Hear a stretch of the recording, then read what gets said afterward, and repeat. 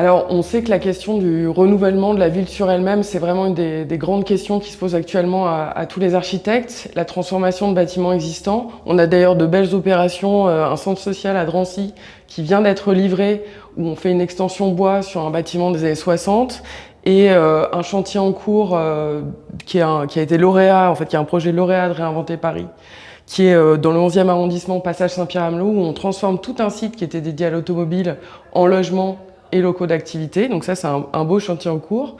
Mais il se trouve qu'à l'entrée de l'agence, on a placé toute une sélection de projets qui sont faits dans le temps à l'agence. Et nous, on travaille sur, comme je viens de vous le dire, vous pourrez le deviner, pas uniquement des écoles, mais toutes sortes de programmes, c'est-à-dire des logements, que ce soit des résidences ou des logements individuels, des équipements scolaires, bien sûr, c'est l'objet de cette exposition, mais aussi des bureaux, des équipements culturels, etc., etc. Et cette diversité de programmes sur lesquels il nous est proposé de travailler, de concevoir, elle alimente, bien sûr, notre travail sur les écoles. Et il se trouve que la question de la réhabilitation en équipement scolaire, elle se pose depuis longtemps et elle se pose en continu. On nous demande souvent d'intervenir sur des bâtiments d'après-guerre.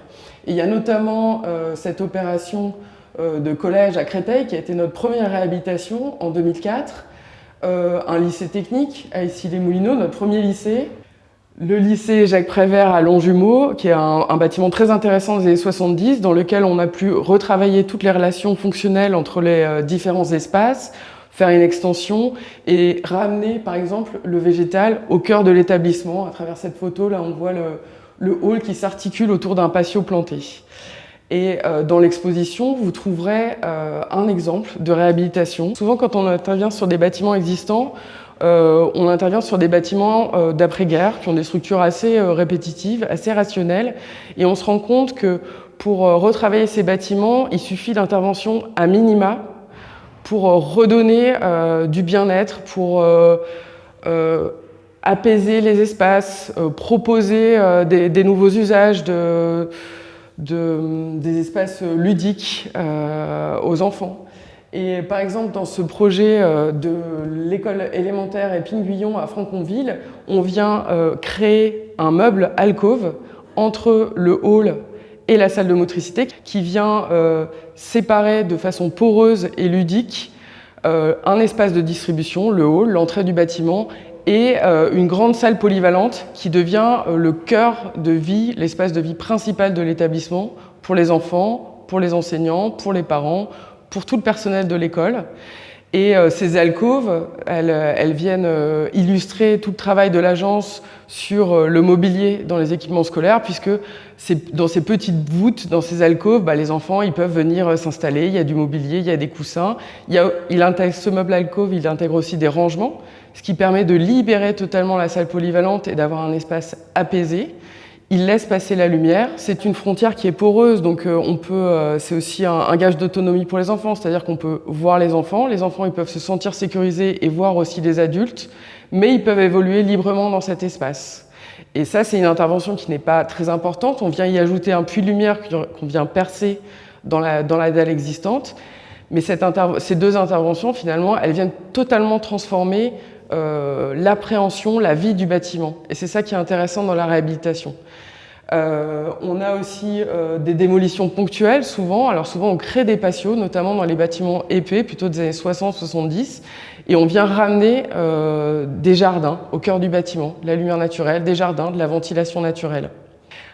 Ce qui est intéressant avec la réhabilitation, c'est qu'on a un témoignage direct, des retours d'expérience directs des usagers, qui sont très riches. On a des échanges qui sont très riches et c'est aussi une bonne école pour nous. Ça a été une bonne école de commencer par d'importants travaux de réhabilitation. C'est que ce dialogue avec les usagers, il est primordial pour affiner, nous, notre regard sur les espaces, les programmes et proposer des choses qui vont au-delà. C'est une opportunité aussi pour nous de visiter tout type d'école et de voir finalement que un certain nombre d'architectures avaient des qualités proposées par les architectes au moment de la construction, et puis finalement on a un peu, par une mauvaise occupation qui peut être due à des effectifs qui ont changé ou des espaces de rangement qui n'étaient pas suffisants, l'intention première en fait, de l'architecture de ces écoles, elle a été perdus. Et la réhabilitation, c'est aussi un moment où on peut retrouver, en fait, redonner les qualités qui préexistaient, révéler les qualités qui préexistaient à ces architectures.